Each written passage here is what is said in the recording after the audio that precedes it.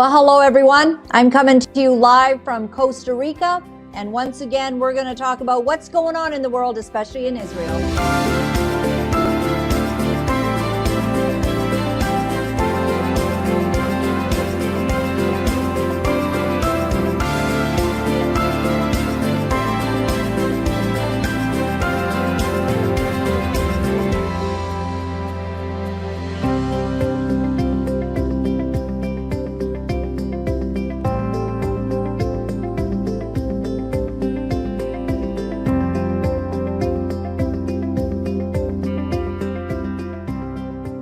Well, hello everyone, and welcome to the beginning of the end of the world. I'm Laura-Lynn Thompson, and I'm pretty excited about this season that we're in. I think it's okay that all holy hell is hitting because I think it's waking up a lot of people.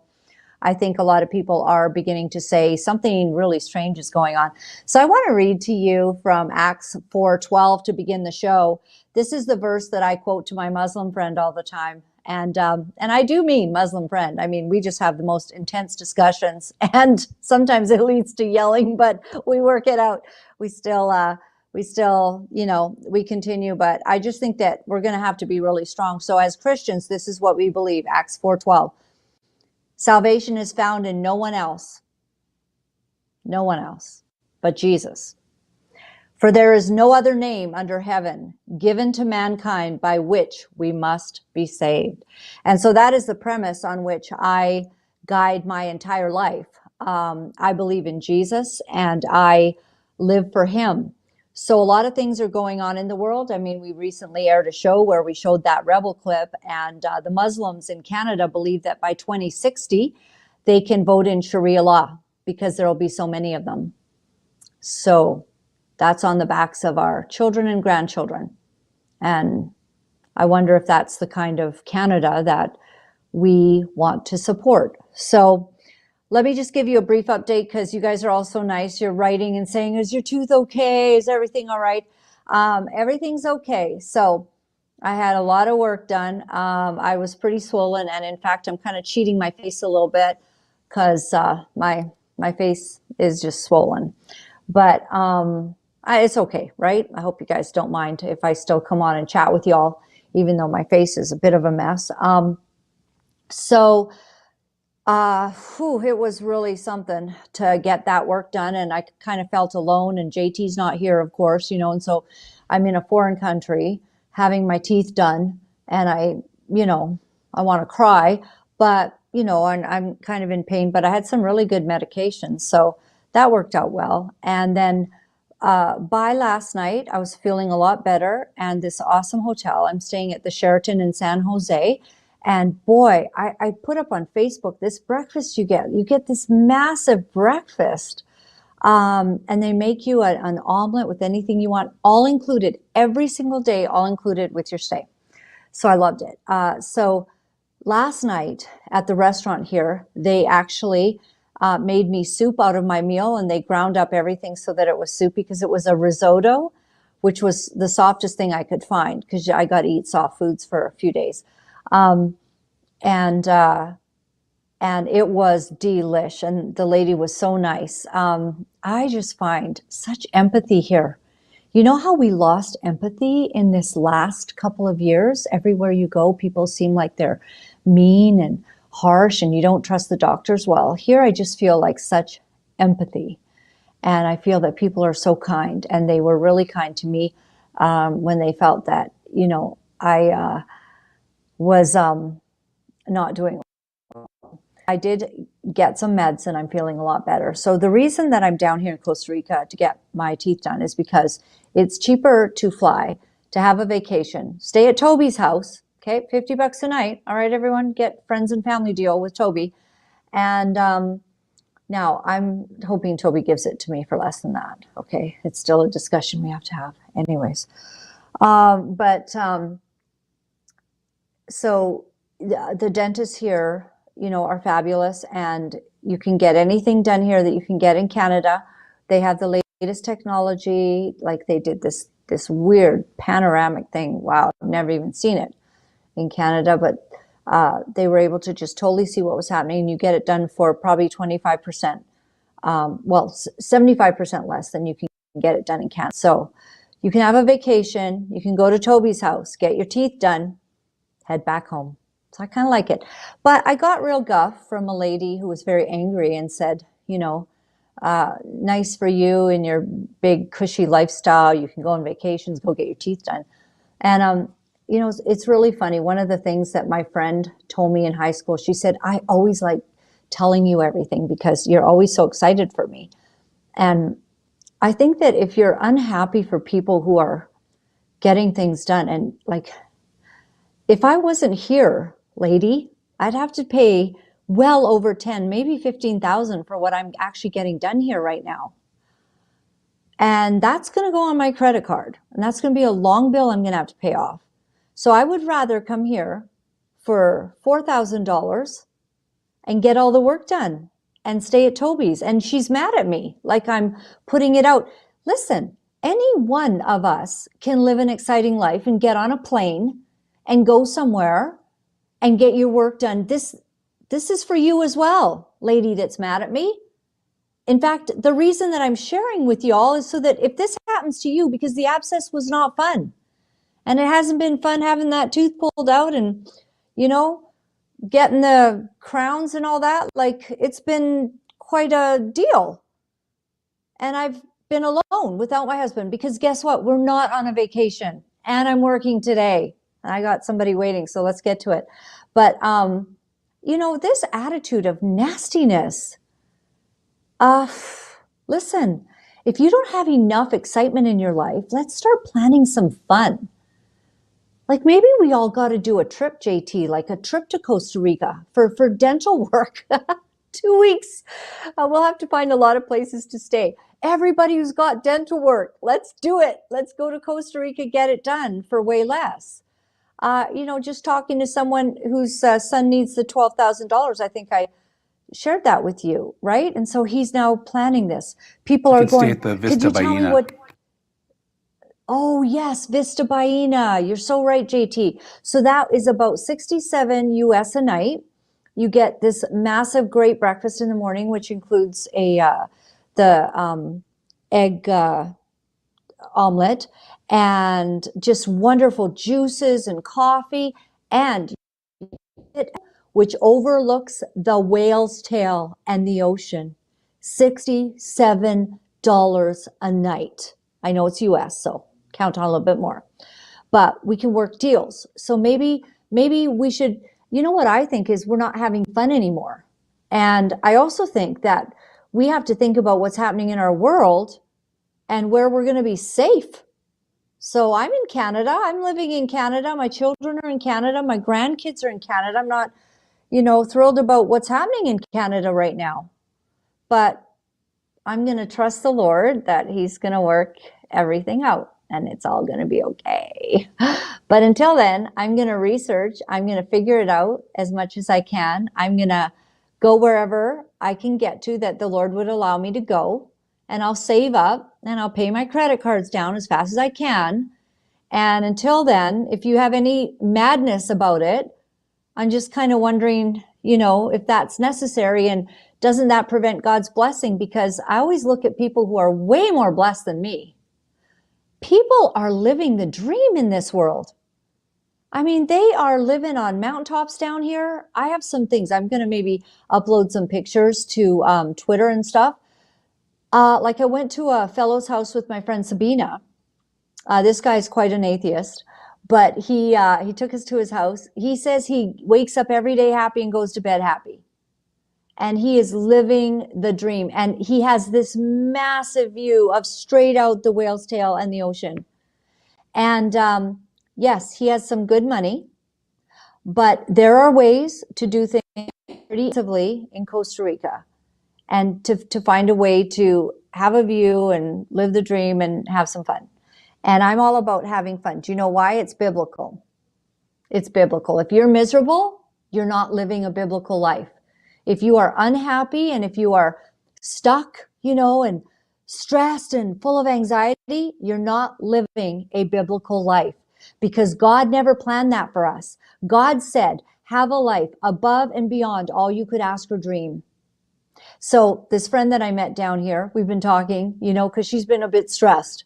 And she goes, I'm just so inspired. You're talking about like praying for an amazing life. I said, yeah, don't you do that? I pray for that every day. Lord, help my life to be amazing. Don't you pray for that? No, I don't even. She says, I don't even have that in my vocabulary. That's a biblical word, because our God is amazing and our lives should be amazing. Nonetheless, still going to have to pay for this tooth thing, okay? But I'm paying a lot less because I'm here in Costa Rica, and I'll send you more shots of the beach. All right, I want to get to our incredible guest that we have today. So we're going to be talking about October 7th today. We're going to be talking about Israel. And I had an email just yesterday from someone very upset that the conversation with me and Vera Sharab, that I she feels I'm totally wrong, that, they're basically psyoping and they're making up stuff about what happened October 7th. And so they've always supported me, this person says, but they just don't know that they can support me anymore.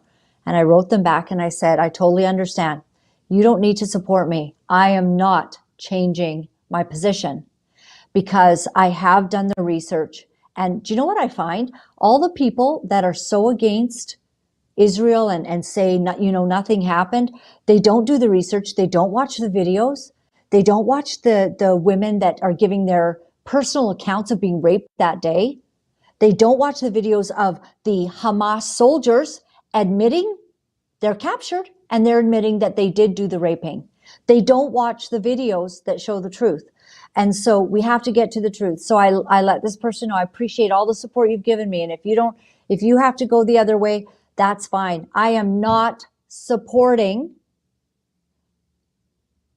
any group that went in on one day and did what they did on October 7th, because God help them all if they did that to my family. You have to eradicate terrorists. That's how I feel about it, straight up. So let's see what Christine Douglas Williams has to say. She's going to be our guest today. She's much more knowledgeable than I am. Incredible. She's done a lot of research in this area. She is the author of the books, The Challenge of Modernizing Islam, commissioned by Dr. Daniel Pipes and the Middle East Forum, and fired by the Canadian government for criticizing Islam, commissioned by the Center for Security Policy in Washington, D.C. So God help you all if you're Canadian and, you're criticizing Islam. Wow. All right. So she is also a regular writer for Jihad Watch, associate editor for FrontPage Magazine, public affairs and media consultant to the International Christian Embassy in Jerusalem, Canada, and on the board of advisors for the Council for Muslims Facing Tomorrow. Christine is also a former federally appointed director and with the Canadian Race Relations Foundation and past advisor to the former Office of Religious Freedom in Canada. Christine has conducted over 1,700 live television interviews as a talk show host and television producer on the former CTS TV in Burlington, now Yes TV, capturing 6 international awards, including Televideographer and Omni Awards. A past political and crime news reporter and newsroom editor in radio, Christine has also served as a regular national columnist with Metro News, where she was provided news analysis on political and diversity issues. Her writings have in many publications, including the Middle East Quarterly, FrontPage Magazine, USA Today, Online, Wall Street Online, and the Gatestone Institute in New York, where she has been on the board of governors. So you see what I mean? She knows what she's talking about. All right, Christine, we welcome you to the show. Thanks for waiting for my rant, and thanks for being here with us today. How are you doing? I'm good, Laura-Lynn. Your rant fired me up. I mean, we could do a whole show on nastiness out there. I'm up for the challenge. You got a lot of miserable people laying down with themselves at night. I know. Oh my I goodness. know. Isn't it sad, right? Because, when God blesses any one of us, he's not a respecter of persons. He loves us, so he'll bless anyone else, So, Christine, this has been a really difficult thing for me personally, as I've had to walk through all that October 7th meant Tell me your perspective, because I know that you've been studying Islam and you've been going through all of that. So tell me what's going on with you and what you think about it all. First of all, Laura-Lynn, I want to start by saying there are those out there who are still denying that the Holocaust took place. For some reason, and the lack of empathy that you see with people, there's enough evidence, documentations, even on the day it happened. Unfortunately, and I have to say unfortunately on one hand, because it was so horrific for the victims, it was all splashed on X. It was everywhere. It exploded on X. And afterward, Israel is a country that doesn't like to, and you may have noticed this, but it has to do with the whole faith. They don't parade their dead. What they do is they suffer in silence, so to speak. They don't use victimology. It's not something that the culture does. However, after October 7th, it was necessary for the government as well as the IDF and those living in Israel, the powers that be, to say, look, we have to show the world what took place on October 7th. It was so horrible. It's out there. It's everywhere. I visited Nurim kibbutz, and that was 10 months before that happened. The images I saw, that was one of them that was also savaged, was so terrible that I don't know what kind of a person out there could speak such words and say it didn't happen. You either are an anti-Semite or you have an agenda. There's no if, buts, or in-betweens. We get news every day. People don't question them, particularly when there's video evidence, but you still have people questioning October 7th despite the expert testimony, despite all the videos that even Hamas posted on the very day that it happened.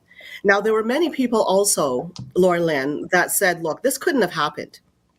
Israel was always a country that was seemingly ready for anything. So how could that have happened? To the point where people started to invent information and say, look, this was an inside job. This was something that really didn't happen. It was put on. But I'll tell you something, Laura-Lynn, when I visited Israel, 10 months before this happened, I will admit that I was concerned because our tour took us along the Gaza fence and there was nobody guarding. I mean, there were scarce IDF forces there. I'll tell you some of the background problems that happened in Israel that led to October 7th. First of all, Israel has had all these years a policy of deterrence. They somehow felt that if you work with Gazans, if you work with the Palestinians, that if you work with poverty, if you help them, that somehow this hatred will end. This hatred has historic roots, and that's some of what we'll get into today. That policy of deterrence proved disastrous, particularly when they gave 20,000 Gazans visas to go in and out of Israel with the hopes of improving their economic state. Okay, now there was also something else going on with Israel at the time. And you'll remember all of these protests against judicial reform, where even the Biden administration sadly got involved. It came out in evidence that the State Department was actually funding one of the rounds of protests against Netanyahu. So it became very political. When you give the world an impression of complete division, what you're doing is that you're handing power over to enemies. So Israel was being set up as we went, its own policy of deterrence, the 20,000 visas, having Islamists living among their own population, and then this holiday that came about that just left them like sitting ducks. It was tragic what took place. And that country is shaken to the core to this day. Now, when you look... And you know, Christine, if I could ask you, because the common thing for people to say is that this is an open air prison, that they're, you know, and then I find out, because I don't know a lot about it when all this broke, but I found out, yeah, they've got these, many of them from Gaza go into Israel to work. They go to the hospital. In fact, the Israelis will accompany them and treat them well. And there's a lot of love. And it was the people that were able to have intel about Israel that actually helped this terrible attack happen, because there is a sense of trying to build relationship from the Israelis to Gaza. Well, Laura-Lynn, you're right. And there was a poll that was taken recently, and this poll was from inside the Palestinian territories. It was a Palestinian polling company that polled Palestinians to find out how many of them, because they know it happened. I mean, some people are still saying, oh, it didn't happen. Hamas is saying that, many of them, but most of them aren't even saying that. But just to get to the point, this polling company found out that 9% of Palestinians, 9%, only 9%, are willing to say that that anything was wrong with what Hamas did, that it was against human rights. So the vast majority of Palestinians are supporting this. And people who are watching are probably thinking, well, how could that be? But they don't understand what the culture is. They don't understand that in the Palestinian Authority charters, in the Fatah charters, in the Hamas charters, all of them, is the call to obliterate Israel from the river to the sea. Hence this resistance movement that's constantly chanting from the river to the sea, Palestine will be free. Many people out there don't understand. They actually believe that the Palestinians have the same history as the Israelis or as the Jews that are entitled to that land. And that's an ancient land, thousands of years that Jews were on. I mean, archaeological evidence has proved it. Now, if you want to know who the Palestinians were, that name Palestine wasn't even there. It actually, the Palestinians are actually the people that were left over after the fall of the Ottoman Empire, mostly from Jordan, from Syria, and from the surrounding territory. That's who the Palestinians mainly comprised. Now, people don't understand the whole role of Islam in this. Anybody who tells you Islam has nothing to do with this, you better run, because it has everything to do with what's taking place. I mean, going back, okay, and I'm going to get into what this whole resistance is, and I'm going to try to make this as brief as possible because it's very complex. So I'll try to make it as brief as possible. Now, most of your listeners would have heard of the organization, the Muslim Brotherhood. In fact, Hamas is an offshoot of the Muslim Brotherhood, even though the Muslim Brotherhood is Sunni, and Iran is funding this Hamas offshoot, which is mostly Sunni, although Iran is Shia. It's quite complex. So right there, you can see a unity among the Islamists when it comes to the whole issue of Israel and how they feel about it. So I'm going to go to the Muslim Brotherhood for a bit here. The founder, Hassan al-Banna, founded the Muslim Brotherhood in 1928. Now, when the Muslim Brotherhood was founded, it immediately got involved in the whole Palestinian propaganda against the Jewish state.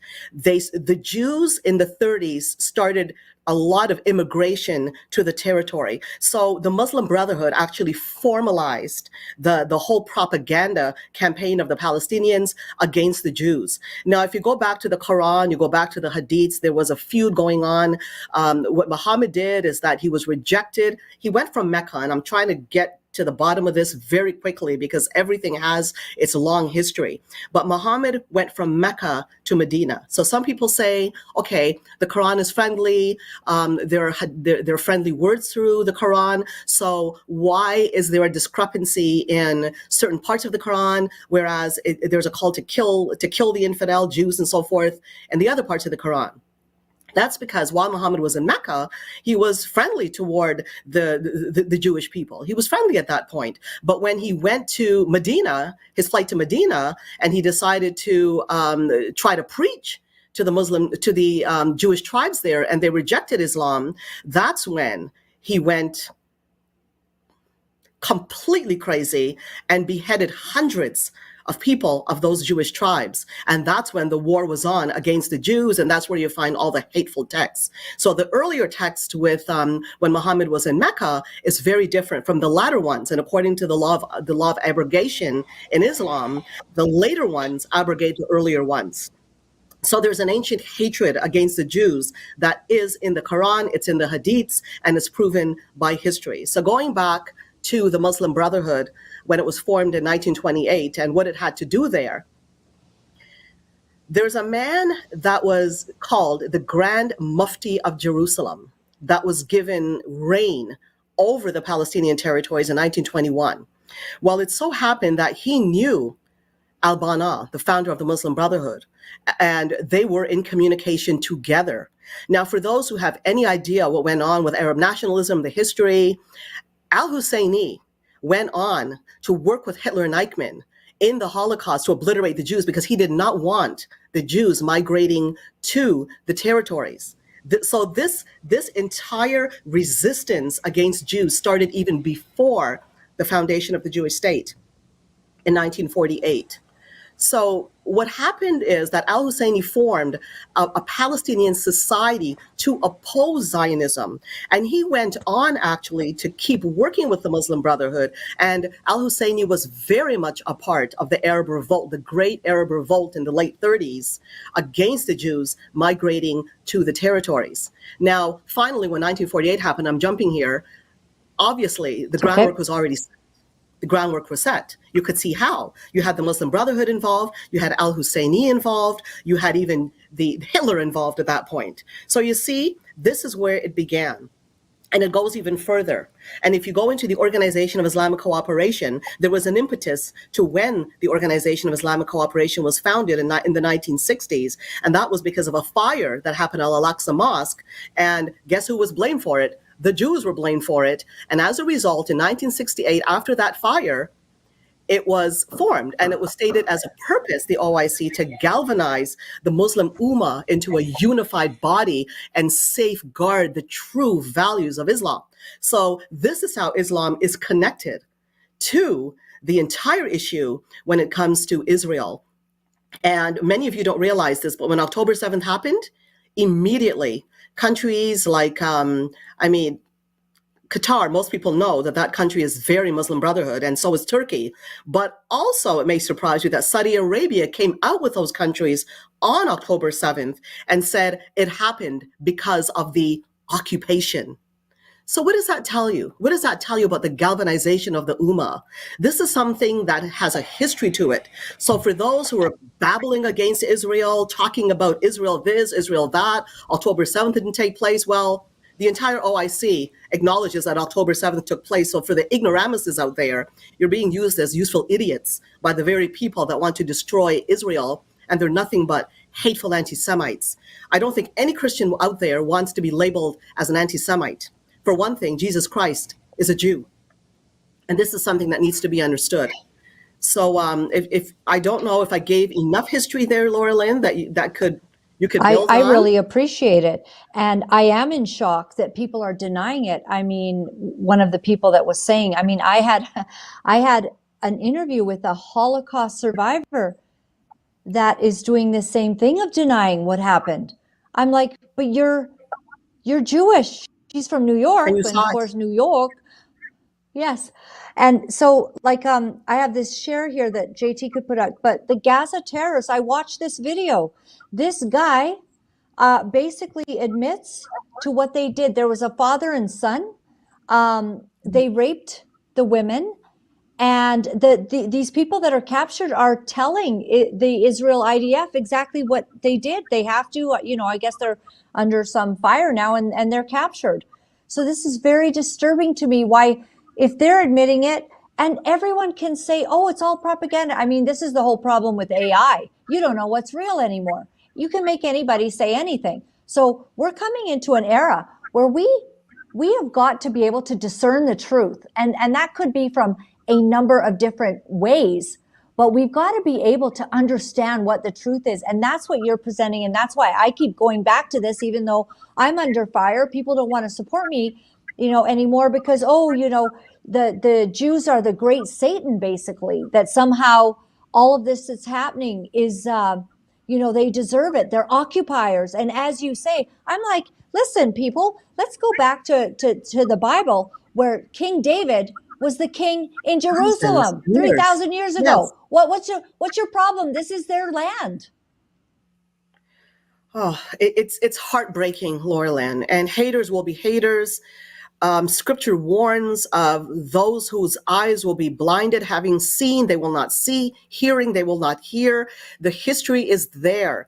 The Muslim Brotherhood objectives are there. It is outlined in the Muslim Brotherhood plan for North America. This is not just a plan to take out Israel. It's a global impetus to take over the world. And it's being said by Hamas leaders themselves, by the Muslim Brotherhood, by Iran, by Turkey. The Turkish leader Erdogan has said again and again that his vision is the revived Ottoman Empire, which is a global caliphate with him as the head. Obviously, Iran wants the same thing. So this is something that it's historic. If you look at the entire Middle East and these people that just have not done their homework, have they not realized that the entire Middle East was overtaken by the Islamic caliphs with blood, by the sword? It was overtaken. Just the tiny, tiny state of Israel is the one remaining non-Islamic country. Dr. Tawfiq Ahmed is a Muslim that is with the Potomac Institute for Policy Studies in Washington, D.C. He was actually once with a high-ranking official with the Muslim Brotherhood, but had a change of heart. And he came right out and said that the Muslim pride, when it comes to their religion, they get shaken inside when they see that this little tiny state of Israel was unable to be taken out since 1948. It causes a problem. This is why Israel is an affront to them. They were unable to take out that tiny country when they overtook the entire Middle East. If you look at Egypt, for example, it was once 99% Christian and it got overtaken by Islam. All of the regions, the vast regions of the Middle East were overtaken, but yet Israel, with thousands of years of history, gets identified as some kind of an oppressor. Even in North America, we are sitting on native land, if you want to put it that way. So if there's one country that is least deserving of that kind of a label of sitting on other people's land, it would be Israel. And they're just asking for a tiny piece of land to be left in peace. This is all they're asking for. I love this. So what hostilities? Yes. Look at this map here with the tiny little red part that you can't really see sort of up at the top towards the right. That is Israel. Look at the rest of the land, everyone.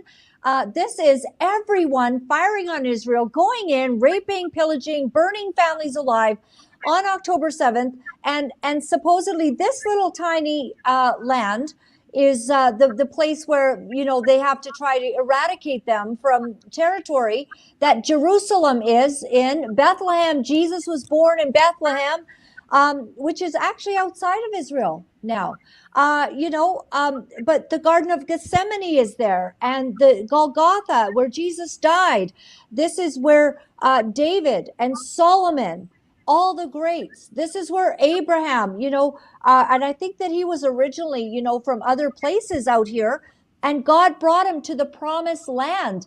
And this was God giving these great people that served him, and not very well. They often failed God, as we do. And, they're still failing God in some ways, because nobody that the Jewish people are living really religious lives. It's very secular. Nobody's saying that. But the fact is that Ezekiel 38 and 39 in our Christian Bible talks about the day in the end times when everyone will be against Israel, and God is going to show up for them so that he can show up again for his people. And I've got all kinds of people that are just like, slamming me for my defense of Israel. And I'm like, this is the little tiny democratic country surrounded by all of the Muslims that are there.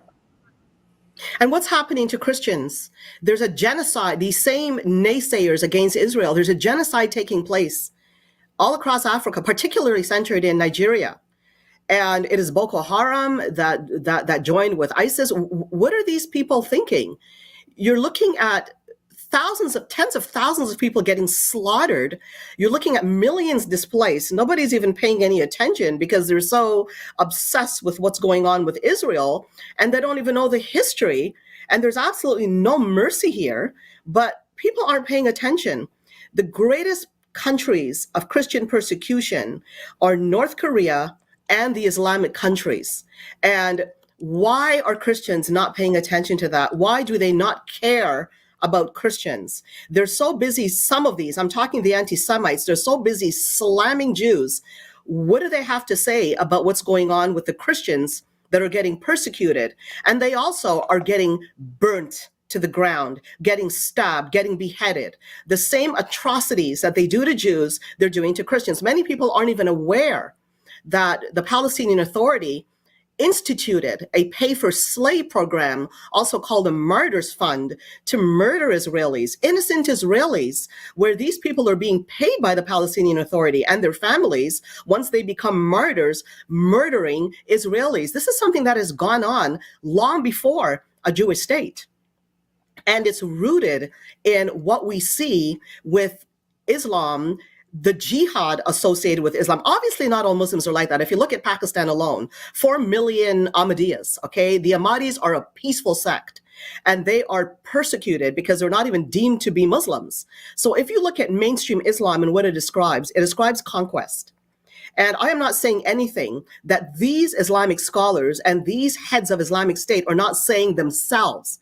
The Muslim Brotherhood has declared it. The Ayatollah, many don't realize, he is the supreme leader, not just of Iran, but of Shia Islam. He is actually deemed a marja. Nothing is higher than a marja but the Quran itself. He is the utmost holy figure in Shia Islam. People don't talk about these things, but these are the ones declaring themselves what I am warning about now, or what people that understand what is taking place in this world, what Hamas has declared in its own documents, the Muslim Brotherhood, what all these countries are declaring, what they've done. This is not something Christine Douglas Williams is saying by herself. These are quotations. These are what these entities have said themselves. And Hamas has, since October 7th, has come out. In fact, the Ayatollah Khamenei has come right out and said openly, he applauds those students in America with their encampments, because many people don't realize the resistance against the state of Israel and against Islam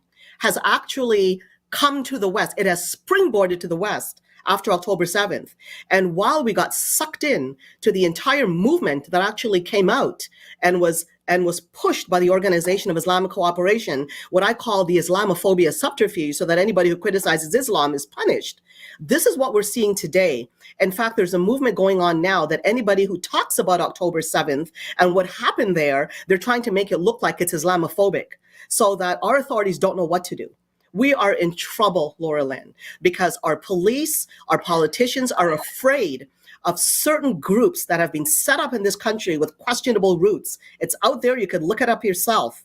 And these organizations have been pushing the Islamophobia subterfuge for a reason, to shut down criticism of Islam. So even October 7th now is being deemed to be something that you don't talk about, because otherwise you're being an Islamophobe. And this is how it happens. This is how conquest happens. I was talking to the ambassador to Hungary from Bosnia-Herzegovina, and she was talking about the whole takeover that happens when it comes to Islamic supremacism and what happened in various regions of Bosnia and so forth. And I was also talking to the Syriac Archbishop of Kurdistan in Iraq. He understands full well what happens. It's a slow movement that takes over territory bit by bit, befriends people, works into the system. The Muslim Brotherhood plan talks about the stealth means. The project that was discovered by Swiss authorities in the Al-Qaeda Maghreb was so highly sophisticated, when Al-Qaeda at the time was being seen as a bunch of bums, a bunch of brutal bums, but they are sophisticated in the upper ranks and they work together. There's a unification of the Muslim Ummah at a certain level. And again, I am not saying this of all Muslims. There's also a drive to reform Islam. And many say, well, it can be reformed, but I'll give you one little thought here. When you look at the fall of the Ottoman Empire, it was actually Christians and Jews that were working together with reformists from inside, called the Young Turks, that caused the fall of the Ottoman Empire that was not foreseen. When you look at what happened with the fall of the Soviet Union, nobody anticipated that. There's always a movement of goodness taking place with empires that are quite capable at an appointed time of bringing it down. When you look at prophecy, okay, because I'm a Christian, it doesn't look like this will be the case here, but there are movements inside Islam, particularly centered in Egypt. And what they say, even though many of those are Islamic scholars, they say, look, when you look at when the Quran was, in fact, even the Quran was written, well, in fact, the Hadiths were reported, there was a 200-year gap between the death of Muhammad and the early recordings of the Hadiths. So these reformists say anything could have happened.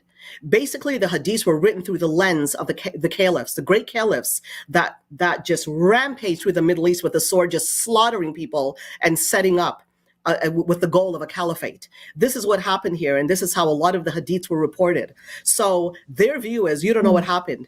They look at the inspiration and they say, you know what? And some people don't follow it. They say, well, look, we look at some of the inspiration of the Quran, we look at some of the inspiration of the hadiths, and we just realize that nobody knows what happened in those 200 years. Many of you have done the exercise when you were in elementary school where I did it as a kid, and I don't know if you did, Laura-Lynn, where a teacher says to line up. And a story, a very simple story, is started at the beginning of a line. Okay, so this is when you're in elementary school. And by the time it gets to the end of a line, the story entirely changes. Totally different. Okay. And that's a few minutes. Yeah. Okay, so what do you think happens in 200 years? So the point of these people is they don't like the human rights abuse. They hate it. They get persecuted. I also interviewed in my book the founder of the Quranist sect, Dr. Sheikh Subi Mansour. He was exiled under Mubarak from Egypt, and he went to Boston Mosque to pray. When he went into that mosque, when he saw what he saw with the books in those mosques, the first thing he said was, oh my God, the soldiers of dictatorship have arrived in America. And that was a long time ago. So he saw what was taking place in the world, in America, and what had arrived. She mentioned her book. What was in the mosque at that time, because of course he's fluent in Arabic. He taught at Al-Azhar University, which is the foremost Islamic institute for Islamic thought and education in Cairo. And of course, he was thrown out of Al-Azhar. A lot of the founders with him that moved the Quranist sect and trying to change it into a more human rights type of a version, they were exiled, they were murdered, and well, he was one that was exiled.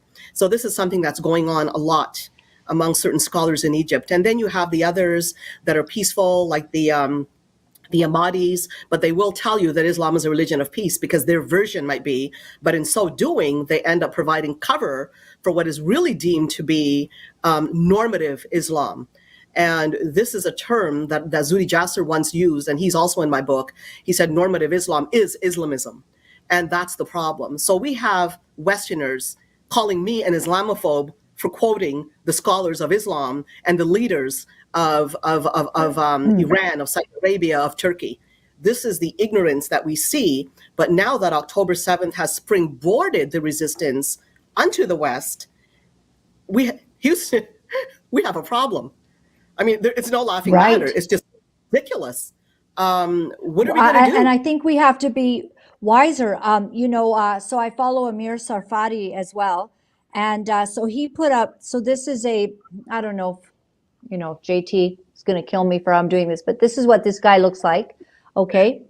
And he is saying, we must declare that Palestine, which there is no Palestine, is an Islamic land, and that Spain, Andalusia is also the land of Islam. Islamic armies must also conquer Rome. The decline of the West will give rise to Islam from its ashes. That is what this dude is saying, right now. And these are foremost leaders. Foremost leaders. Yes. And, so, we are ignorant here. Yeah, we're not understanding that this is actually a religious war, and they're not getting it. It is. But you see, they're scared. And they think by appeasing, they're going to get the vote, which is horrifying when you consider what people are willing to do for a vote at the expense of the safety of its citizens. What about the history of all these young men and women that fought for the nations? What did they fight for? So this is a problem we have now and we're facing. And for those who say, well, supporting Israel, we're not looking after American interests, they don't get what's going on, because what Israel is fighting is a frontline war against. They're sitting right there in the midst of this global battle to establish an Islamic caliphate. So they're fighting a frontline battle. And by not supporting Israel and its battle against Islamists and all of these hostile nations to the West, there is a big problem. And the UAE has seemed to be quite sound when it comes to the Abraham Accords. for those who have been talking about Saudi Arabia reforming, it's going to sign, that is the US, that is Biden babbling because he wants votes and he's trying to shore up confidence in himself. Saudi Arabia has made it very clear they will not go into normalization with Israel until it returns, which it will not, to pre-67 borders. Well, I'm saying it will not because Netanyahu says it can't. And anybody, if you look up the term Auschwitz borders, you will get more. That title up on the screen now, Laura-Lynn, I'll return to it in a second. But he has stated Israel cannot go back to pre-67 borders. It's too strategic, and it will be suicide to sign such a pact. You're looking at the strategic Golan Heights. You're looking at the territory of Jordan. It will be complete suicide. To return to pre-67 borders is basically akin to annihilating Israel. And that's why it's called the Auschwitz borders. So Israel's being backed into a corner. Oh, you don't want a two-state solution. Of course, Israel always wanted a two-state solution based on fairness. I mean, how much more land do you need? You showed that little tiny spot. How much more land do you need? It wants Israel gone from the river to the sea. That is the plan of the Palestinian Authority, and it's documented in their charter. It's the plan of the PLO. It was the plan of the Grand Mufti. The PLO leader, Yasser Arafat, he was an offspring. He was actually a nephew to the Grand Mufti, so he followed into his footsteps. Now, with that title, A Country That Chooses Resilience Over Trauma, that was when I had visited Israel 10 months before October 7th. And as usual, I was always taken up about the life. There was one lady that spoke from a kibbutz that stuck out, and she said, you know, we love people. We do love people. And we look at the Palestinians as people, which they should, because after all, they are people, and they want the same thing as us. And that's where she was wrong. And I did point it out in that article. No, the Palestinians are indoctrinated from childhood in their textbooks to hate Israel, to hate Jews, to obliterate Israel from the river to the sea. They're taught all kinds of blood libels that, you know, the Jews drink Palestinian blood, they murder Palestinians. They don't talk about the history of what the Palestinian resistance is about. They set up Jews as being the devils. That's what they do. And a lot of people cannot comprehend how you could build a nation on hate and murder. But if you look at how the entire Middle East was formed through murder and conquest, and you look at what Hamas has done, which is an offshoot of the Muslim Brotherhood, and how many are backing them, if you've paid attention of the Organization of Islamic Cooperation meetings and summits that have taken place since October 7th, there is generally a belief that Israel was asking for it, and there is a support of the Muslim Ummah in embracing the Palestinian cause. So that's just a bit of food for thought. Nothing I say here isn't verifiable if you look up the sources. And if you don't believe in the internet, you don't go to a library, look up history, read it for yourself, because all of it is out there. Get a hold of the document of the Muslim Brotherhood. It's out there. What they're planning for North America, and this has been going on for decades. We have created a problem, and if we think we're going to escape it, it's at our front door. And you've got a lot of people that are looking for a cause because our families have broken down. We're in a spiritual mess on our own. So many feel, well, the propaganda, you've got a bunch of Palestinian kids dying. Nobody wants to see children dying. It's a disaster. The worst war that took place was World War II, where 40 million civilians died. Nobody talks about that. Right, this one, right. And Christine, to that point of all of these kids that are dying in Gaza, like the IDF escorted over 1 million people. I mean, like it was well over 1 million people to safer parts, because they said, they dropped leaflets and they said, listen, we're going to bomb the hell out of Hamas. And they happen to be in your neighborhood. So would you leave? Within 24 hours, 48 hours, they give them the timeline. We're willing to help you. Take this route. We're going to help you. Well, of course, Hamas tried to stop them. But the IDF, there's video of the IDF escorting them out. So when I see parents, I'm trying to picture myself still being there with my child, not over my dead body. And I just can't fathom it, except that here's the elephant in the room. They believe that if they and their children are martyred, they're going to receive this great crown. There will be in their eternity right? They will have some sort of, special place in heaven for their martyrdom. And they love to, show all the mayhem and the carnage. But meanwhile, they never left. I wouldn't have my kids anywhere near there. So I'm having a hard time respecting this culture. I'll tell you something, Laura-Lynn. If you look up, if anybody watching looks up Palestinian Media Watch, you could find videos there of children chanting that it's worth dying. Their blood is worth being spilled for the cause of the Palestinian resistance. This is the kind of a culture that we don't understand. To what you're saying, there's also been a lot of talk of Egypt not wanting to open its border to the Palestinians, and likewise Turkey. This is there are two sides to this. One is that Egypt historically does have a problem with Muslim Brotherhood. You'll remember al-Sisi, who's the leader of Egypt now. He had a problem with Morsi years ago. He kicked out the Muslim Brotherhood, or so he said. Because if you look up information lately, he's been actually working with Hamas, and a lot of secret tunnels have been found underground. So it's not quite as it looks. A lot of these countries that people try to say, I'm talking about the Muslim countries that don't want to take in the Palestinians.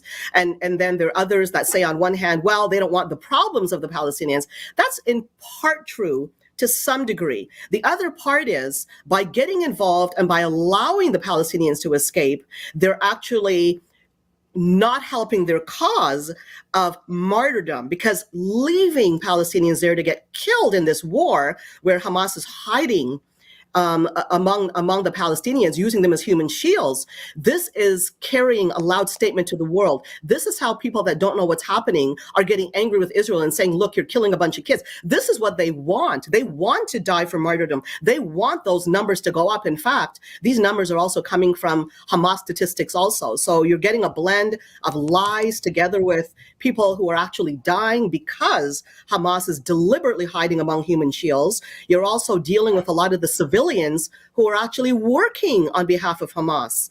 There's a video that Palestinian Media Watch just posted of a civilian, and the guy's an older guy dressed up in regular clothes, his short sleeves, and there he is launching a small missile on his own, by himself. So this is the kind of mess that we see going on there, and the collusion that's going on among the Muslim Ummah to make it look like, well, Israel is murdering all our Muslim people. So it's multi-layered. Yes, there's a problem among Palestinians, historic, when it comes to the Muslim Brotherhood, but yes, there's also a unity among the Muslim Ummah when it comes to the Palestinian cause, which these martyrs, so-called martyrs, are benefiting it, because Islam is founded on conquest and martyrdom. And a question was asked in the Hadiths to Muhammad, which one of these are greatest? Which one is greatest among Muslims? And he said, it's the martyrs. It's the one who will die for Islam. For nothing is better than dying and rising up again, and dying and rising up again, and dying and rising up again. This was actually said in the Hadiths. This is how Muhammad viewed conquest and dying in the name of Islam. People don't realize it's up on the screen there, that sweet little boy. Imagine being indoctrinated. That's abuse. So what do you expect this child to grow up into? These Westerners that are supporting death and supporting conquest of infidels and ignoring the persecution of Christians, ignoring the murder of Jews, including babies, ignoring the Holocaust, something is wrong with you. Do your research and repent, because something is very wrong with you. And I'll tell you, Laura-Lynn, I admire what you're doing, because I could only imagine the hate mail that you're getting. I've gotten a few. And they'll call you all kinds of names, because they'll attack you left, right, and center, because they're trying to break you down. But if you are going to be agreeing with people, evil, that's the only way to put it. I mean, just a couple days ago, there was an issue that happened with a Democrat, actually, in his neighborhood. Well, resistors showed up at his neighborhood 3 o'clock in the morning, started bellowing, throwing red paint, left the neighbors shaken with loudspeakers, terrible anti-Semitic slurs. And this was a Democrat, but a reasonable Democrat, that talked about what will happen after the Gaza war, that there needs to be some kind of a peace, because he is advocating for the state of Israel and he understands evil being Hamas. So what do? They attack him. They don't care what pole you're at, if you're left, if you're right. Once you support justice, they're going to come after you. And the left that's joined them and joined this cause, thinking that they're doing something good, you're being played for fools. I am really shocked that people do not have discernment over this whole issue. I None. mean, friends, Christians, not understanding the full scope of it. And the other thing that I find about these people that don't seem to understand the issues is they can't seem to get through information like we're sharing. They don't want to hear it. They've decided the Jews are bad somehow, and they're globalists, or we've got Soros and the Rockefellers. And I realized that in the last 4 years, while we've been fighting for freedom and we've been outlining some bad Jews, as Bill Gates is not Jewish, some bad Americans, Obama. What about some Obama? What bad about the Clintons? Canadians. Yeah, Trudeau. What about Hitler? It's right, Hitler. it's Jew bashing. Yes. There's a lot going on. It doesn't justify it. Hatred like that is not justified. Now, stereotypes, Laura-Lynn, what you're saying there, what you're speaking to there is something very interesting. It's called stereotypes. If you look at stereotypes like blacks committing crimes and so on, if you look at the crime stats, let's be honest, let's be upfront. There are a lot of blacks, and I'm mixed. I'm a quarter black. I'm a quarter Chinese, black, white, and Indian. Okay, that's me. Now, if you look at in quarters, there are a lot of blacks, pure blacks, that have come out and said, look, there's a problem with black crime. All you need to do is look up the statistics. It doesn't mean that because they may be more represented in crime. When you look at Chicago, it's now called Chirac. It doesn't mean that you label all blacks and say, oh, all blacks are violent, and you start picking on blacks. Every group, you could talk about some stereotype. It doesn't mean that you start going for those kinds of stereotypes and labeling these people and treating everybody from communities. They're good Muslims out there. They're human beings. They're good. In every group, you find good people. These anti-Semites out there, they're attacking a people, and what they're doing is that they're turning a blind eye to the Holocaust on October 7th. If people's hatred goes that deep, they really need to check their spirits, because they have a cancerous spirit. And it's dangerous to the person, because such hatred does not operate in an atmosphere of peace. They don't coexist. Truth is truth. And people need to look at what truth is. And yes, there's bad in this world, there's good in this world, but you don't do these things. You don't ignore what happened on October 7th. You don't start saying, oh, the people deserved it. You don't do these things. What about compassion? This world is in for a lot more, Laura-Lynn. This is only the beginning of it. A lot is going to happen much worse. So Christians, because I know it's a Christian show, need to buck up and start checking all of our hearts. Nobody's innocent. Everybody has work to do, but we really need to check deeply, because it's a spirit of love that makes the most difference in this world. Laura-Lynn, I admire what you're doing, and you do have a spirit of love, and I know that you get persecuted for what you do, but you're doing it out of love, because nobody is going to want to be persecuted. Well, I base it on the Word of God, which tells us that those who bless Israel will be blessed. And in the last days, in Revelation, even in Ezekiel 38 and 39, which is deemed to be the scriptures that really highlight, the prophetic end of time and the apocalypse, Armageddon taking place in Israel. Jesus returns to the Mount of Olives. Clearly, this place matters to him. So I'm saying I'm grateful that the Jews rejected Jesus in so much that it gave me an opportunity to be engrafted into the family of God. But God has not forgotten about his kids. And I don't think that he favors the wicked who go in and rape the Jews and cause this mayhem that happened on October 7th. I don't think God's on their side. So and I also feel that God is a God of justice. And there's a lot going on, but I don't know how Israel can live beside these people. But the other reason that this is so important is because the facts are the facts. Everything you've outlined, you have the ring of truth, a judge once said in a courtroom. And he says, sometimes when two people are saying different things, I rely on the ring of truth because it makes sense. The Jews are not occupiers, so let's stop that.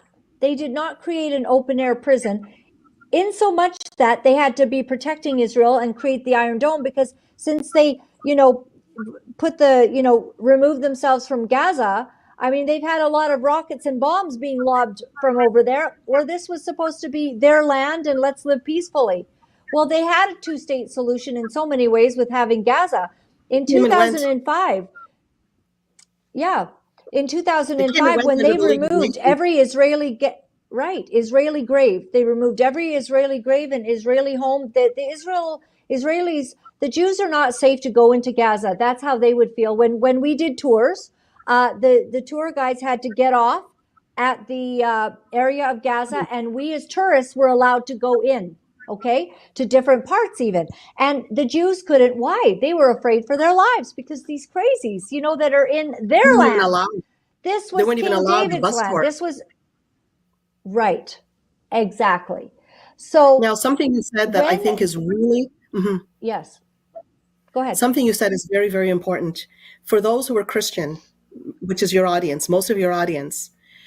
Scripture talks about Jesus walking through, Yeshua in Hebrew, walking through the eastern gateway of the temple, and will return to all of the traditions of Judaism. Jesus is a Jew, and he is founded his entire ministry. We talk about him preaching in the temple when he was 12. That is the age that the Jews start actually learning, and they go through their various ritual ceremonies to be learned. That is the age, 12. So Jesus was following, and he continued to follow, and he always followed the Jews' tradition, the tradition of the Jews, and that is what is being described in Scripture that will return. So for those who have a problem with Jewishness and Judaism, you've got a problem with Christ. God help you if that's what you're declaring you believe in Christ. Yes, absolutely. I'm looking at some of the scriptures that I rely on to follow in my belief for what God, instructs us. Thank God that the Lord has embraced us as Christians and people of faith. But he loves the Jews. And in Ezekiel 39, it says that he is going to show up for them in such a great way that they return to him. Like, they're just misguided. And people are always like, how can you support the Jews? They hate you. They would spit on you. And I said, well, actually, they did. I was in Israel, and me and Brian Warren for the 700 Club, we were doing shows there. They spit on us. I was in shock. I'm like, why are these guys spitting on us? And I'm like, I forgive them. They think that we are condemning their Jewish religion. But I'll tell you what I tell my Muslim friends that's very offensive to me. They said, we love Jesus. We honor him as a great prophet. I said, no, you're dishonoring him. He was not a prophet. He was the Son of the living God. He is the one true way and what about to heaven. Yes. Right. Absolutely. And they deny the resurrection. They deny the death of Jesus. So I've said to my Muslim friends, thank you very much for honoring him as a prophet. He was not a prophet. He was the Son of God. He was the Messiah. He died and rose again. And you deny that, and you expect me to be happy because you say, we love Jesus. No, you don't, because I'm sorry, you're not serving the same Jesus as me then. And I say it with a smile, and I say it with, love in my voice and in my heart, but I'm just not playing the game that you're trying to play. And yes, I'm not playing the game. And when that guy on that Rebel clip was honest enough to tell Ezra Levant, which he probably got in trouble from all kinds of people, because they don't want you telling the truth about their plan. Like, what do you think about Canada? Let's kind of come to an end, unless you've got lots to share. But we've gone on a long time, and this has been incredible information, and certainly share everything. But Canada is in danger. Can they truly, by 2060, everyone, if they can outvote us in our democracy and put in Sharia, do you want your grandkids dealing with that? What are we going to do? You're right. You're right. Many of you may know Mark Dury. You may have heard of him, Laura-Lynn. He wrote a book called The Third Choice, and it is about the wave of Islam, that there's something called, there are various types of jihad. There's you could consider jihad by immigration, jihad by the sword. Some Muslims call it a jihad within the soul. But if you're a peaceful Muslim, you're not the issue here. It doesn't even need discussion. You're just a Canadian trying to live like everybody else. If you're a moderate and you just believe in peace, that's your business, okay? But don't call yourself a reformist if you don't see anything to reform in Islam. You're not a reformist, right? There's the difference. And they don't talk but what out you're loud saying, against but the yes, and what you yeah. do, but what you're saying about this immigration, there's another kind, and that's by birth. They are encouraged. They have been encouraged from within, have plenty of children, and the men are allowed to marry infidels, okay? Because the children have to be Muslim.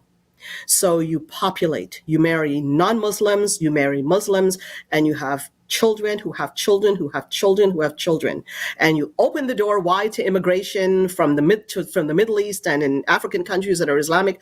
What do you think is going to happen? For goodness sakes, the Dalai Lama, who's known as the peaceful man, came right out and said, Islam is for Islam. European countries are for Europeans. His point was, you need to keep your system. And if you're opening the door to a religion that believes in conquest, and it's proven all over the Middle East by conquest, and they say it again and again, if this is what you're doing and you're letting all of that in and you keep multiplying and multiplying and our birth rates are low, what do you expect to happen? It's a matter of mathematics, as they say.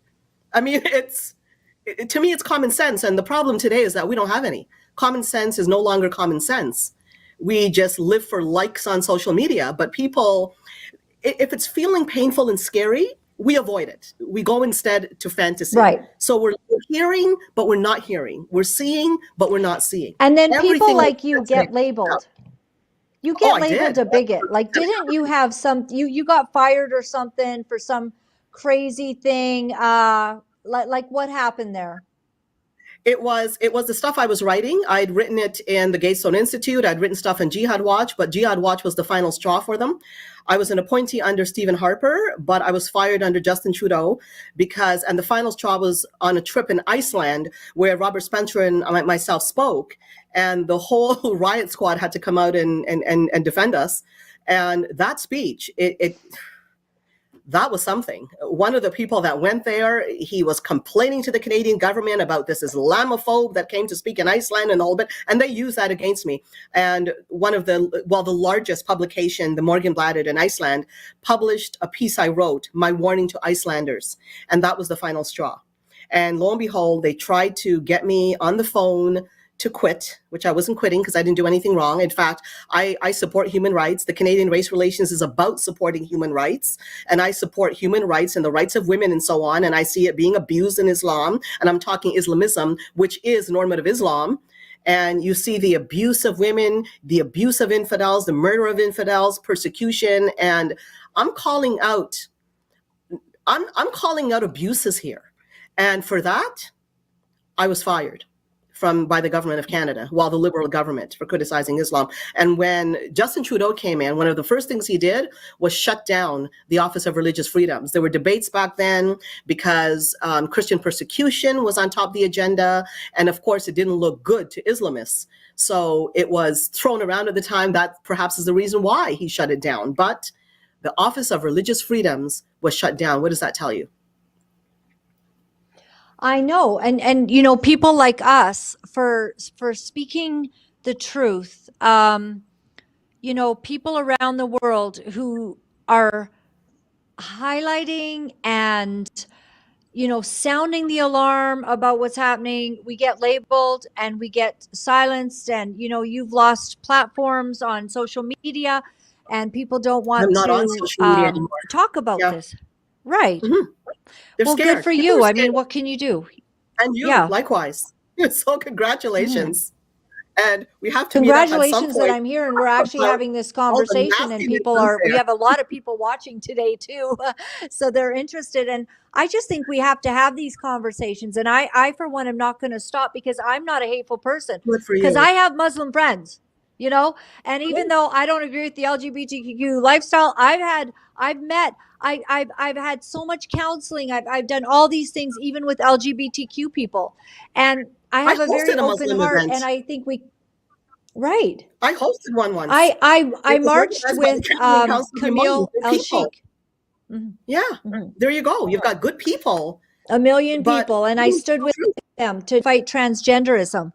I guess what excellent. happened after October 7th, though, was when I talked to the same people that we were all standing together and they don't recognize Hamas and Hezbollah as terrorists.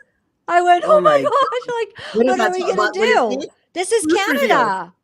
Truth revealed, but you have not forgotten these are human beings. Your friend is still a human being. And this is something that Christians go the extra mile. We pray for people, but we understand the truth. We don't operate, we don't do anything out of hatred. We do it out of caring and out of love. Yes, we cannot be silent. We have courage to speak. We have to have tough conversations right now. And our government and even the conservatives that are coming in, Pierre Poilievre's going to get in, they're not stopping this migration problem. It's on the backs of our grandchildren that this will become the problem that us never dealt with. It is frightening. Sharia law could be voted in our country. I don't think I'm an Islamophobe for saying this. I don't want Sharia law. Do any of you? I bet you don't. Unless you're Muslim listening right now and you hate us. But otherwise, you're a Canadian and you're going, actually, I don't want Sharia law in my country. Under Sharia law, you're going to have to accept Islam or worship it, one or the other. Either you serve your overlords as a dhimmi, D-H-I-M-M-I, or you get killed, one or the other. There's no in between. You serve Islam or you die. That's what Sharia law dictates. And for those who say, Christians and Jews were special, no, they weren't. They were dhimmis. They were regarded as dhimmis, subservient, and they had to pay a jizya tax because they were not Muslims. They had to pay a special tax because they were dhimmis. They were infidels. So no, there was no equality. There was no equality under Sharia law. Sharia law is supreme. It must not be questioned. And those who live under it, you are serving Sharia law, period. I wonder if you have an idea of how to stop this, or you're basically up to your neck in all of this, the studying of all of this. What do we do? I'm wondering, it's sad to say. It's sad. What breaks my heart, Laura-Lynn, to the question is that Israel is doing it.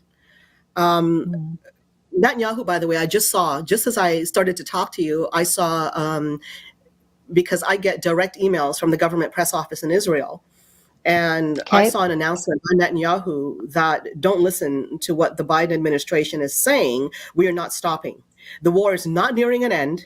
We intend to carry out the destruction of Hamas. So there is a lot of word going around. We must fight this. For those who don't want to fight, I understand. Nobody wants war. But if everybody just sat down and did nothing with World War II, well, then Nazism would have taken over. Wars have been fought for a reason. So this world, the West, and I'm not sure why that's not understandable. I mean, October 7th was such a heinous thing that happened. Yes. It's going on in Africa. It's going on in parts of the Middle East. It happened in Israel. Conquest happened throughout history, 1,400 years of it. What is so hard for people to understand about Islamic conquest? The writing is on the wall. And now that they've said what they intend to do, springboard, because they've springboarded and they've declared it themselves, Hamas has declared it, we will sit on the pinnacle of a global caliphate where East Jerusalem will be the center. They intend, from their perspective, to wipe Israel off the map, to continue to an Islamic caliphate through every means, immigration, birth rates, by the sword, and the violence will ramp up. We're seeing some violence against synagogues, against the Jewish people. We're seeing disturbances in neighborhoods. It's ramping up. And the more they look and they see and do nothing about it, the authorities, the more it's going to escalate. So it's going to get more and more violent. I mean, we are a different dynamic. We're not this tiny state in the Middle East, but it should make everybody cry out there when you look at what Israel is facing, fighting 1,400 years of conquest that is trying to take out the only non-Muslim country in the Middle East. And that's what this fight is about.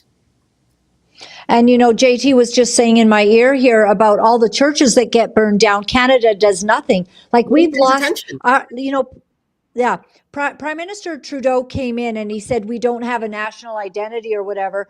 It's kind of like we all went, like, what are you talking about? Yeah, actually we do. We're founded on Judeo-Christian values. My mom and dad, my mom was born in Vancouver, British Columbia. Her parents were from, I think, other places, and then came to Canada. But I'm Canadian. I'm like third generation, being here as a family, and we serve God. We serve the Lord Jesus Christ. We have an identity.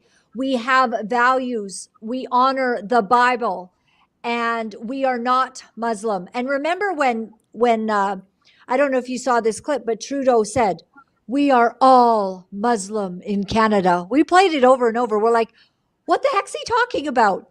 We're not all Muslim in Canada. We have some Muslims who should be Canadian and not ascribing to this." And the other big problem I think we have is we meet these moderate Muslims who say all the right things, and I appreciate that. But when push comes to shove, they will not want to stand up against the radicals should that day come. The No, ones who are no. pushing Sharia law, they'll just go along And with it most of them because it'll don't, be way most don't easier. say, most don't link up the Palestinian jihad to the entire Muslim Ummah. They don't do that. They stay away from it. Most, not all, most. Most are not reformists. My book has a lot of interviews, but there are a couple of them, and you'll be able to identify them, who have stayed to the cause. The rest are moderates. They're not threats. Just like the Ahmadis are not threats. They're not threats. They're not going to blow you up. They're not going to get violent against you. But they are not reformists. And many have asked the question, what about moderates that are moderate? What about if Islam and Sharia really takes over Canada? Where would the moderates be? Well, I'll leave you with that question. Where will the moderates be? If you're not seeing anything to reform in Islam, where will the moderates be? So I'll leave you with that question, because it is a question. I'm not being facetious. It's a question. Yeah. No, I just A think, reformist, different story. and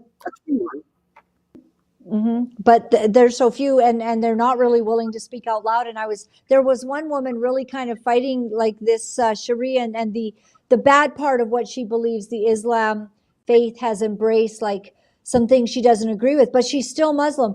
And I said, okay, could you do an interview? Oh, no, I can't. I stay behind the scenes. Okay.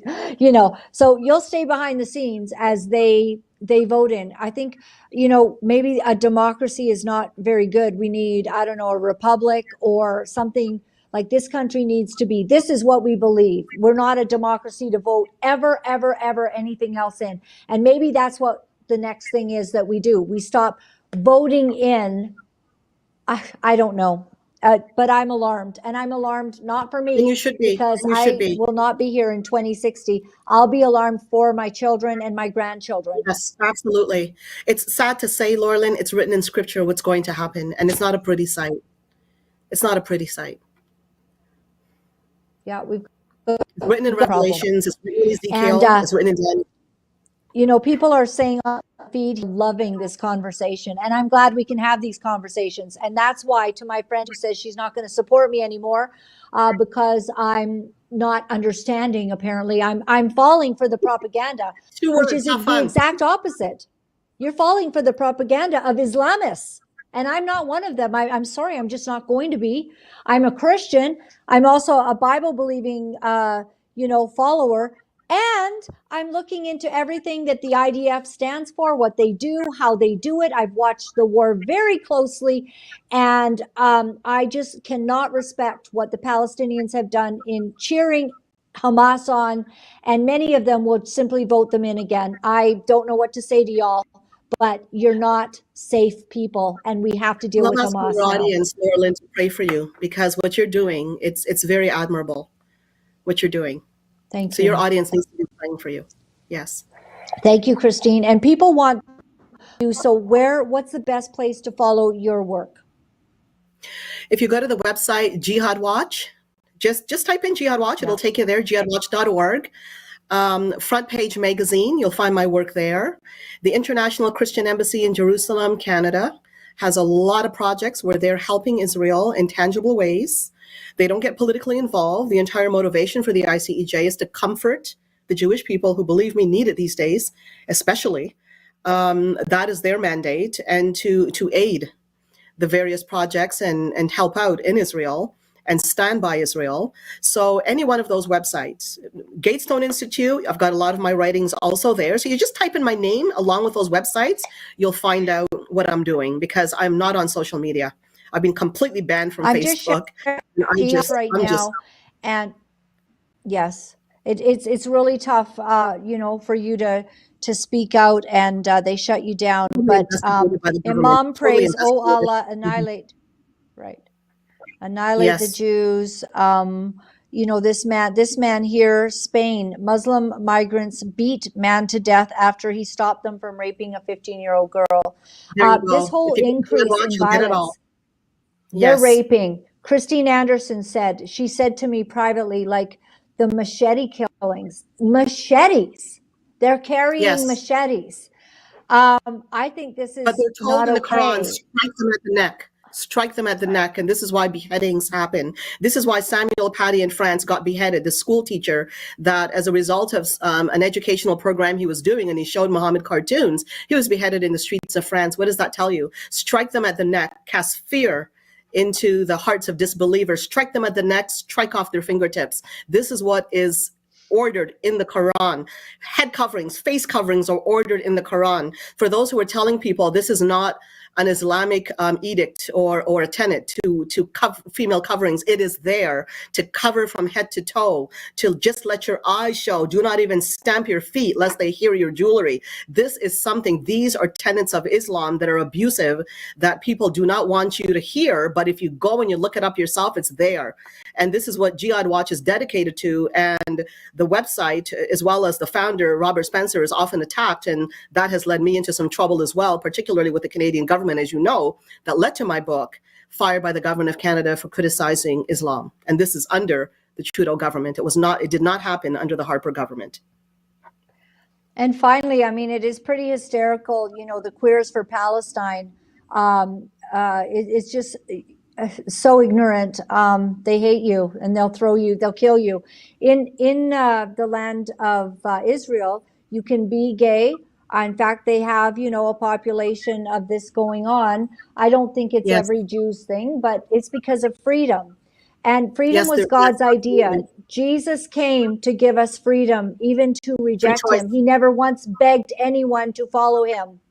And he never said you had to or die. He never said that.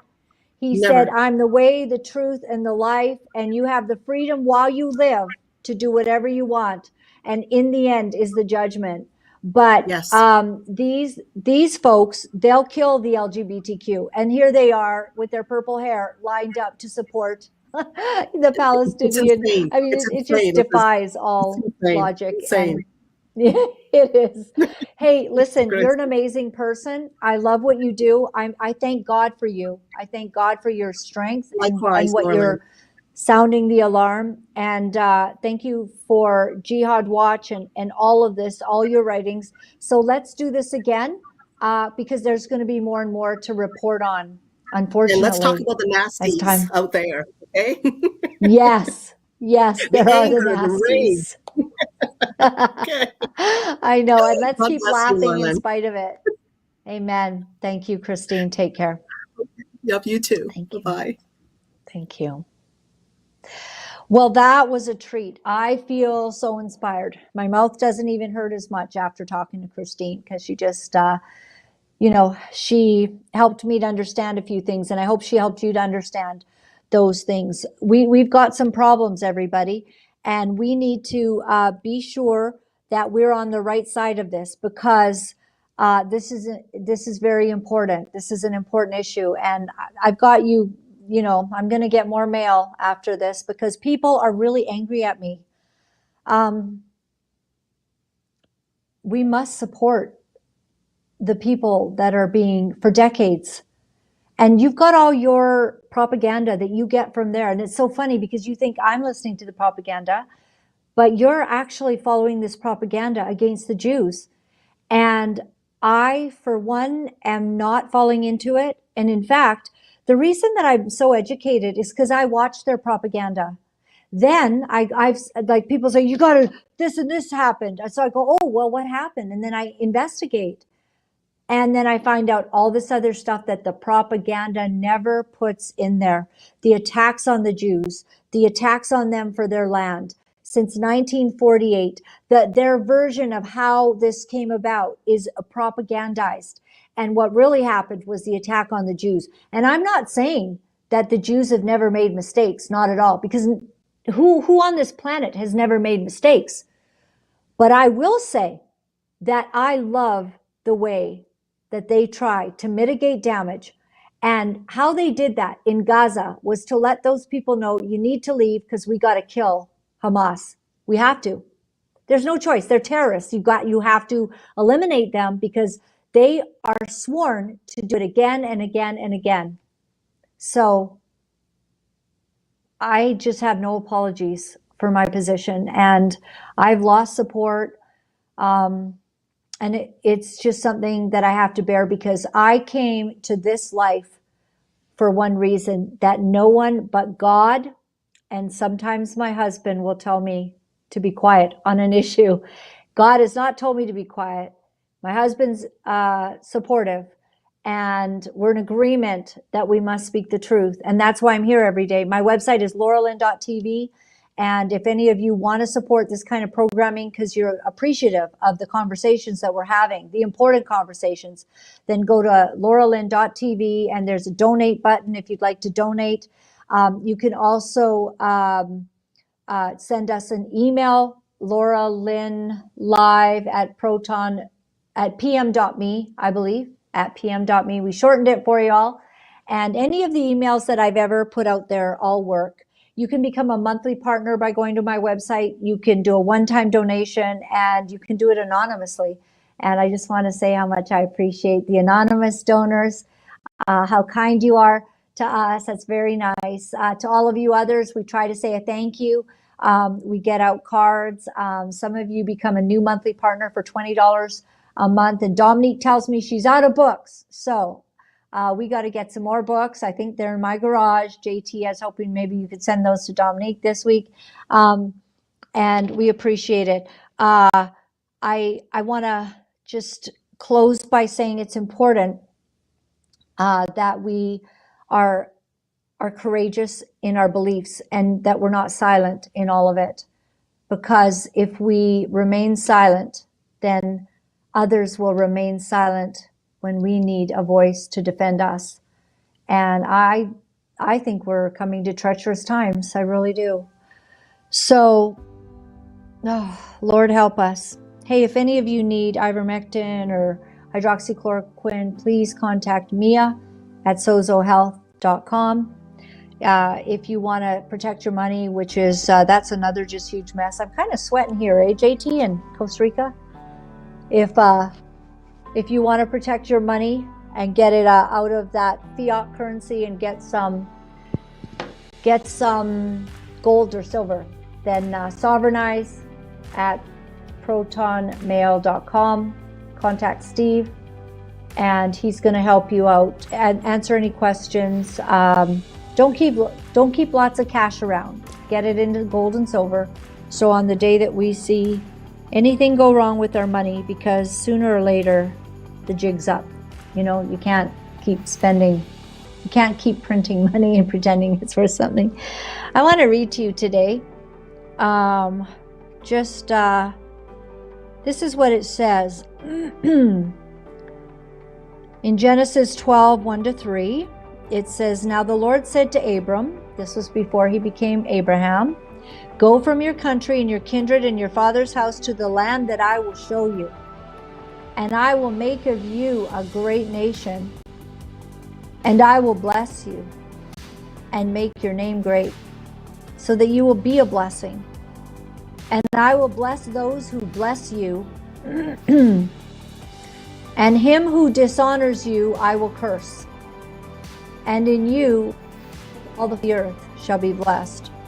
One of the ways that we are blessed in the world is because, do you know how many Pulitzer Prizes or, huge awards have been given to Israeli scientists, the creation of the founding, I believe, of penicillin, cancer cures, different things that have come out of Israel have been a blessing to all the earth. And people maybe sometimes say they don't like them, but I remember having Pastor George Antonios on, and he was talking about how blessed the Jews are. They seem to have a knack for making money, the same way that Chinese seem to have a knack for being the top of the class, brilliant, and the same way that blondes seem to have a lot of knack for being the funny side of life. That's me. I'm just here to be the funny, fun side of life. But God has made all of us so uniquely. But it says here that those who bless Israel shall be blessed. And that's why I honor them. That's why I know that it's important, to be gracious. And remember the Psalm of David, Psalms 23. King David wrote that when he was just a young boy and he was tending the sheep before he was called to be the king over Israel in Jerusalem 2,600 years ago. Okay? I think that was their land. They are the native of the land, right? And Psalms 23, one of the greatest Psalms, the Lord is my shepherd, I shall not want. He makes me lie down in green pastures. He leads me beside still waters. He restores my soul. He leads me in paths of righteousness for his name's sake. And even though I walk through the valley of the shadow of death, I will fear no evil, for God is with me. That is the promise that God has for all of his kids. I love you guys so much. Have a great day. We'll see you soon. It's not easy to deliver the truth of what our sick world is doing, but for some of us, we feel that we have no choice. Because if we are silent about these abominable things, then we are letting evil go unchecked, and we cannot do that. For those of you wonderful people who are writing me and are sharing your encouragement, I am deeply grateful. Thank you for all the letters that you've been sending. Thank you for the donations and the support. I found out that in order to speak the truth, you have to become very, very strong. If you would go to my website at www.laura-lynn.tv, you'll find all of the ways that you can contact me. Remember, my friends, all is well. All is well. Thanks for joining me.